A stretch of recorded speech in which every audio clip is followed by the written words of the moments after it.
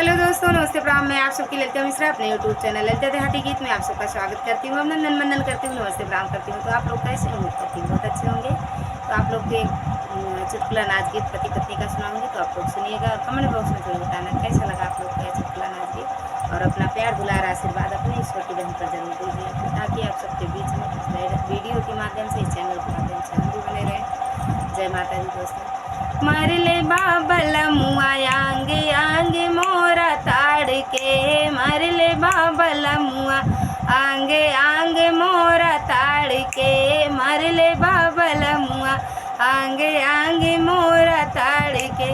सोने की थालिया में जेवना परोस ले, सोने की थालिया में जेवना परोस ले, जेवना न जेमिला कहिनिया बास लाप की, जेवना न जेमिला कहिनिया बास लाप की।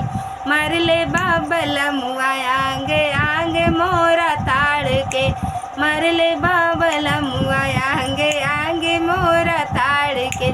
सो झांझड़े गेड़ूले बा गंगा जल पानी, झांझड़े गेड़ूले बा गंगा जल पानी, पानियों न पियला कहिनिया बास लाप की, पानियों न पियला कहिनिया बास लाप की। मरले बाबल मुआ आंगे आंगे मोरा ताड़ के, मरले बाबल मुआ आंगे आंगे मोरा ताड़ के।